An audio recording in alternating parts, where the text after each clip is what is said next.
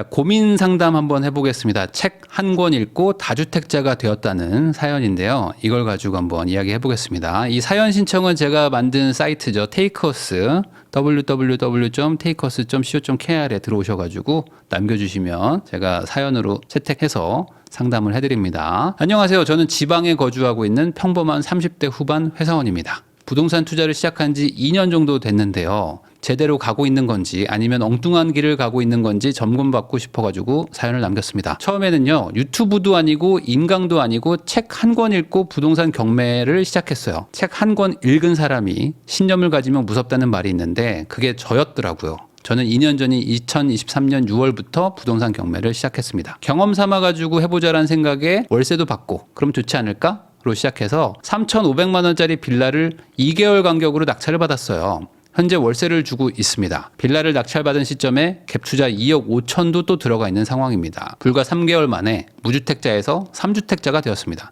한마디로 빌라 3개를 순식간에 낙찰을 받으신 것 같아요. 경매로 받은 빌라에서는 꾸준히 월세로 받고 있는데요. 처음에는 놀고 있어도 해외에 있어도 통장에 돈이 들어오는 걸 보고 정말 신세계였던 게 기억납니다. 네, 맞습니다. 이게 월세를 받으면 참 기분이 좋은 게 항상 문자가 와가지고 돈이 찍혀 있는 거는 항상 내 카드 값이 나가거나 무슨 세금 내거나 이런 것만 경험하시는 게 대부분인데 뭐 배당주 투자하신 분들은 뭐 약간 비슷하게 느끼지만 부동산 투자해가지고 월세를 딱 받잖아요. 그러면 이제 매달 입금이라는 게 뜨는 거죠. 입금 뜨기 쉽지 않거든요. 대부분 출금이지. 그러면서 입금해서 몇십만 원 따박따박 찍히면은 너무 좋다. 야, 이런 거 10개만 만들면 되겠다라고 생각도 듭니다. 월세 입금 알림이 오면은 일주일 동안 그 알림은 지우지 않을 만큼 좋았습니다. 물론 3개월 만에 현실을 자각했죠. 아파트 갭 투자의 경우는 오르는 타이밍만 잘 잡으면은 5, 6천 오르는 거는 우습잖아요. 물론 호가긴 하지만요. 근데 이것만 가지고 계산해도 경매로 받은 빌라 2채에서 나오는 월세가 연 1,000만 원이 조금 안 되는데 오르는 시기에 갭 투자 타이밍만 잘 잡고 들어가도 월세로 5, 6년 걸릴 거를 1, 2년이면 뺄 수 있잖아요. 월세만 받다가는 시간적인 기회비용을 날리는 게 아닌가 걱정이 됩니다. 적은 나이가 아니기에 시간이 없다는 생각도 들고 갭 투자로 들어간 빌라는 학군지에 위치해가지고 전세는 잘 나가는데 곧 만기 시점이 도래하면은 이것도 돈을 못 빼줄까 봐 걱정도 됩니다. 전세금 반환대출이라는 제도가 있긴 하지만 60%밖에 안 주니까요. 나머지 40%는 신용대출로 메꿔야 되는 상황이 올 수도 있어서 걱정도 됩니다. 더 무서운 거는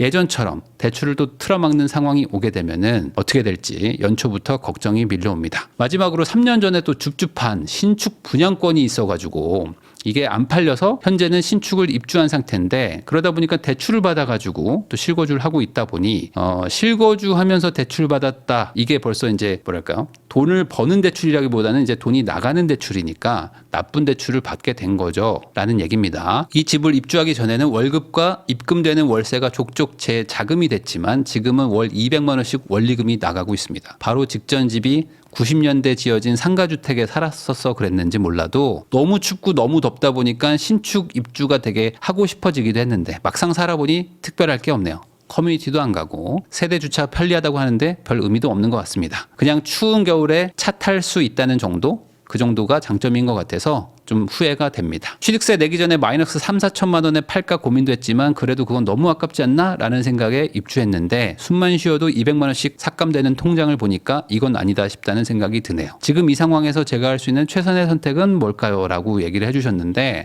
사실 이 사연을 제가 딱 보자마자 되게 좀 난감하더라고요. 난감하다. 그래서 이게 어디서부터 설명을 해야 될지 좀 막막한 부분도 있었습니다. 왜냐하면 이분을 뭐라고 하는 게 아닙니다. 여러분 지금 시청자분들도 이렇게 흘러가는 분이 생각보다 많거든요. 그래서 이거는 좀 약간 반면교사로 삼아야 될 내용이 많다. 그래서 제가 좀 선정을 했습니다.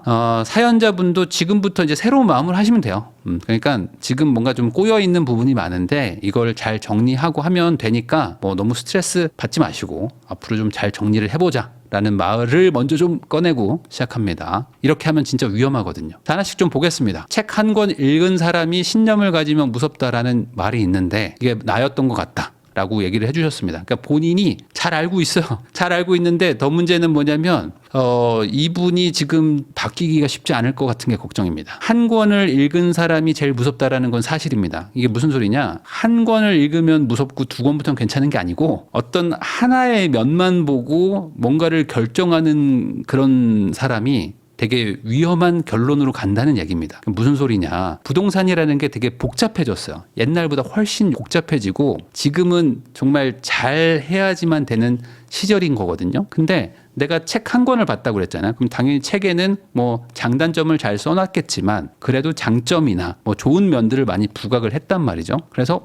야, 이거 너무 좋은데? 라고 해서 시작을 했는데 뭐 예를 들어 뒤에 숨겨져 있는 세금이라든지 뭐 관리라든지 뭐 이런 거, 임차인과 세입자의 어떤 다툼이나 뭐 법적 소송 뭐 이런 것들은 얘기가 없었을 확률이 높겠죠. 그러다 보니까 내가 그린 그림대로 지금 되는 것 같아 보이지만 사실은 그 뒤에 숨어져 있는 조만간 올 쓰나미가 있다는 거죠. 23년 6월부터 경매를 시작했고요. 경험 삼아 해보자라는 생각으로 시작을 했는데 3,500만 원짜리, 그러니까 시세가 3,500만 원짜리 빌라니까 되게 작고 어디 뭐 지방에 있거나 아니면 뭐 인천에 정말 막 쓰러져가는 빌라 아니면은 뭐 대부분 이제 지방 소도시에 있는 빌라일 겁니다. 그거를 2개월 만에 2개를 연속으로 낙찰을 받아버립니다. 그리고 조금 있다가 또 갭 투자로 또 뭘 사신 것 같아요. 되게 빨리빨리 착 경매가 되는 거예요. 그러면 이거는 경매를 안 해보신 분들은 저게 뭐가 문제야? 라고 생각하실 수가 있는데 경매를 해본 사람들은 알아요. 이게 잘 안 된다는 거. 빌라라는 건 기본적으로 시세 조사가 잘 안 되거든요. 어려워요. 빌라가 시세 조사가 어려운 것도 우선 1번. 그리고 그 빌라 시세 조사를 내가 잘 했다고 쳐도 그걸 낙찰받는 것도 어렵습니다. 왜냐하면 나는 싸게 사야 되잖아요. 싸게 산다는 거는 낮게 입찰을 했다는 거고 그럼 떨어질 확률이 높단 말이죠. 그러니까 이거는 시세 조사도 어렵고 싸게 사기도 힘든 빌라를 순식간에 착착착 낙찰받는다는 거는 있을 수가 없는 얘기예요.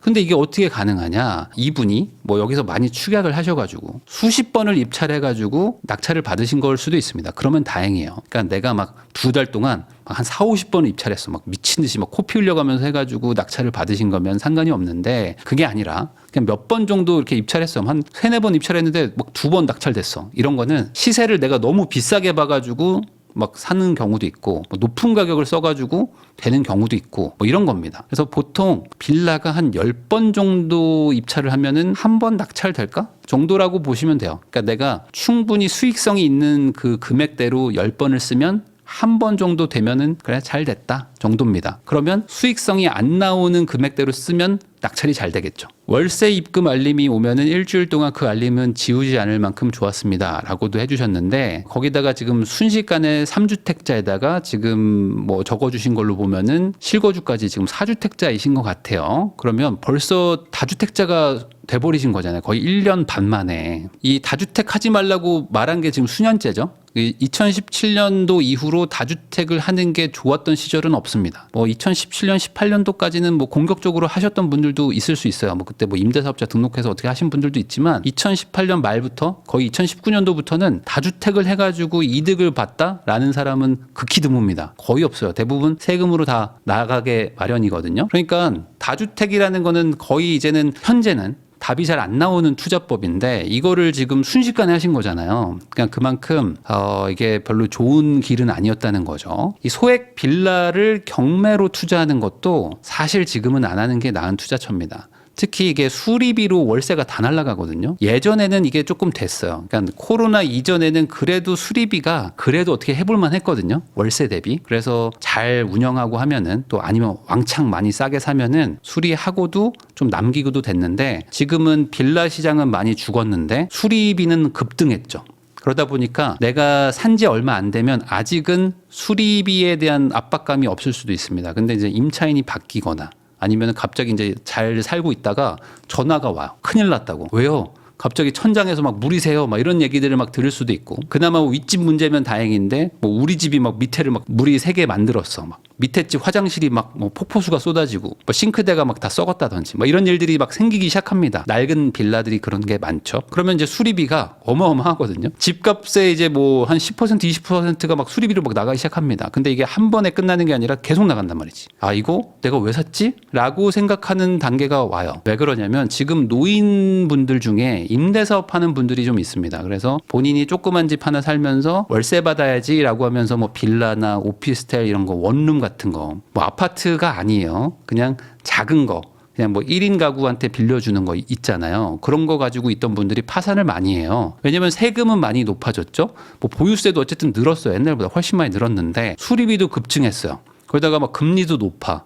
근데 월세 높아졌다 하지만 그거는 살기 좋은 동네의 좋은 월세 같은 거고, 지금 말하는 수준, 뭐 매매가가 3천만 원인 빌라가 좋아봐야 뭐 얼마나 좋겠습니까? 이런 것들은 월세도 조금은 올랐지만 수리비, 어떤 비용의 증가가 훨씬 커요. 그래서 이걸 팔라고 봤는데 노인분들이 이제 감당이 안 되니까 팔려고 하잖아요. 그러면은 안 팔린단 말이에요. 그래서 버티다가 안 돼서 경매 넘어오고 하는 것들도 많아요. 거기다가 뭐 이 법인으로 만약에 뭐 빌라를 가지고 있다? 그러면 뭐 종부세를 막 6%, 7% 때려 맞으면서 그냥 부도나고 파산합니다. 그래서 절대 지금 소액으로 작은 거, 뭐 지방의 아파트 뭐 이런 거 뭐 여러 채 사가지고 뭐 운영해 볼게요 했다가 이 파산한 사람들이 엄청 많아요. 그러니까 조심해야 됩니다. 아파트 갭 투자의 경우는 타이밍만 잘 잡으면 5, 6천 오르는 건 우습잖아요? 라고 적어주신 게 제일 걱정됐어요. 그래서 이 영상을 혹시나 보신다면은 지금 되게 조심해야 된다. 왜 그러냐면 이 말 자체가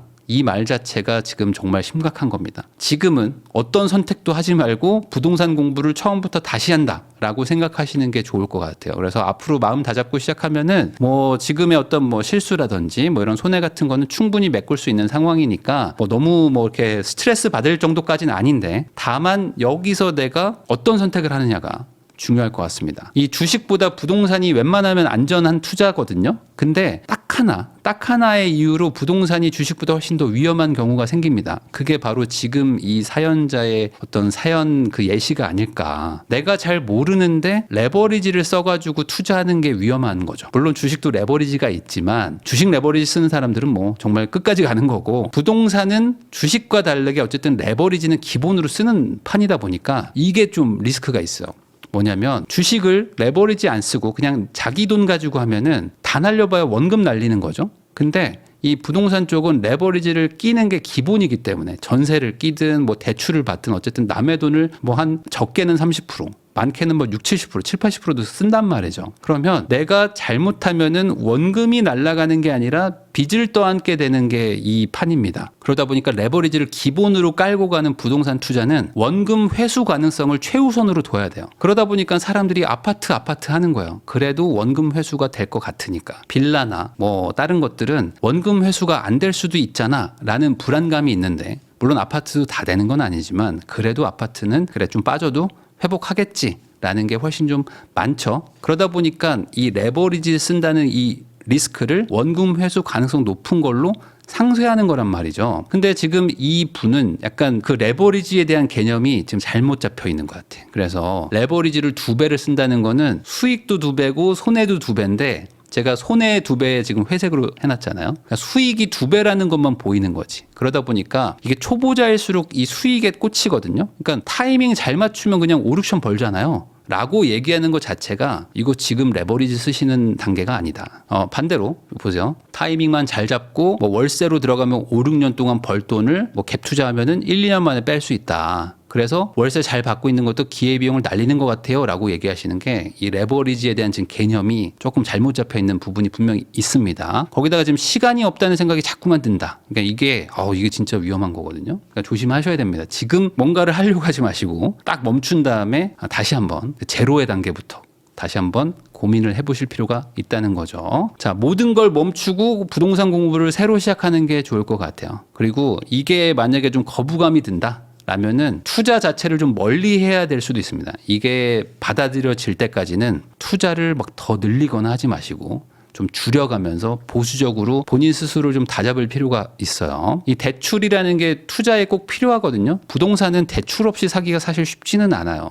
이게 기본입니다. 그렇지만 기본이라고 해서 대출을 가볍게 생각하면 안 되는 것도 맞죠. 그래서 이게 이자를 내고 수리비를 내다 보면은 남는 게 없는 구조로 자기도 모르게 가거든요. 지금 그 길로 가고 계신 것 같아서 좀 걱정이 됩니다. 자, 상가주택에 월세로 살다가 신축으로 가다 보니까 더 간절했는지도 모르겠습니다. 뭐 이런 내용도 있는데, 이게 부동산이 실물 자산이고 특히 이제 거주가 가능하다 보니까 내가 지금 살던 집이 만약에 상태가 너무 안 좋거나 아니면 뭐 주거 여건이 좀 안 좋아요. 그런 곳에 살다 보면은 사람이 뭔가 이성적인 판단보다는 감성적인 선택을 할 때가 되게 많거든요. 그러다 보니 그냥 그 뭐 분양권도 막 투자도 하고 뭐 마피로 하느니 그냥 뭐 들어가 살자 막 이렇게 약간 좀 즉흥적으로 결정을 했을지도 몰라요. 그러다 보니까 지금 월 200만 원씩 나가니까 딱히 뭐 커뮤니티를 쓰지도 않고, 뭐 근데 나는 막 200만 원씩 막 내면서 여기서 살아야 될 이유가 뭐지? 뒤늦게 깨달음이 온 걸 수도 있단 말이죠. 부동산 투자라는 거는 기본적으로 엑셀하고 계산기랑 좀 친해야 됩니다. 그러니까 계산을 좀 해가지고 내가 이걸 감당할 수 있나? 내가 이걸 왜 살아야 되지? 뭐 이런 것들을 좀 따져보고 어느 정도 선을 딱 정한 다음에 그 선을 넘지 않는 게 중요하죠. 이 소득이 적지도 않지만 소득이 아주 많지도 않은 그런 분들이 약간 좀 조급함이 있는 경우들이 있습니다. 소득이 아예 낮으면 좀 느긋하고요. 반대로 소득이 아주 많아도 느긋하거든요. 아이 그래 뭐 좀 오르면 어때? 내가 어차피 돈 벌어서 그냥 사면 되지 라고 생각하시는 분들도 있단 말이죠. 그래서 제가 참 이게 안타까운 건데 생각보다 이런 사람들이 정말 많거든요. 그러니까 뭔가 부동산 강의 같은 거 듣는다고 생각하면 막 엄청 막 학을 띄는 분들도 많아요. 그리고 어떤 분들은 책만 봐도 된다. 뭐하러 그런 거 들어? 막 이렇게 하시는 분들 많은데 제가 옛날에도 얘기했지만 이 계약 단계에서나 뭐 수리 단계에서나 뭐 이런 걸로만으로도 사실 수백만 원, 수천만 원 깨지는 경우들이 많거든요. 근데 더 문제는 자기가 깨진지도 몰라요. 이런 게 있는지도 몰라서 손해보는 경우도 많거든요. 그러니까 뭔가를 배운다거나 뭔가를 강의를 듣는다는 거는 잘하는 사람이 더 잘하게 하는 것도 물론 강의가 있지만 못하는 사람이 기본을 하게 만드는 것도 강의거든요. 그러니까 내가 막 성급하게 막 하는 성향이라거나 나는 막 좀 막 뭐 빨리 막 뭘 하고 싶어 이럴수록 좀 찬찬히 좀 천천히 좀 가야 됩니다. 안 그러면은 우선 질러놓고 어떻게 해야 되죠? 라고 하는 경우가 많은데 그런 단계가 왔을 때 부동산 쪽은 해결책이 별로 없어요. 이 주식은 그냥 팔면 그만인데 팔고 다른 걸로 가면 되는데 부동산은 안 팔릴 수도 있고 팔 때 세금이 막 붙을 수도 있고 팔려고 했더니 뭐 여러 가지 혜택이 막 날아가는 경우도 생깁니다. 이 요즘은 진짜 소액 부동산 투자가 쉽지는 않아요. 그게 정책의 영향도 있고요. 그 정책과 이 부동산 시황 그리고 뭐 이제 외부 요소까지 다 엮여가지고 전반적으로 지금 분위기가 이 지방에 뭔가를 해야겠다라는 그런 마음은 잘 안 든단 말이죠. 기본적으로 소액 부동산 투자라는 건 지방 투자를 말하는 겁니다. 서울에 소액으로 할 거는 거의 없어요. 그러면 지방 투자가 막혔다는 거는 지금은 소액이 있는 사람들이 부동산 판에 들어오기가 쉽지 않다는 거죠. 그러니까 돈이 있는 사람들은 지금 뭔가를 할 수 있습니다. 근데 돈이 없는 사람들은 사실 부동산에서 유의미한 수익률을 내기가 진짜 어려워요. 그러면 이 상황에서는 내가 어떻게 해야 되냐? 왜요? 저는 뭐 지방에 갔더니 막 빌라 경매 같은 것도 있고 막 500만 원으로 막 집 사고 거기서 뭐 이자 떼고 지금 15만 원 남겨 먹는데요. 이런 생각 하시는 분들도 있어요. 근데 그게 왜 남들은 안 하냐 이거죠. 그걸로 해봐야 돈이 안 될 것 같으니까 안 하는 건데 내가 그걸 모르고 야, 이거 되잖아. 막 지방에 지금 아파트 갭 투자하러 가는 사람들도 있거든요.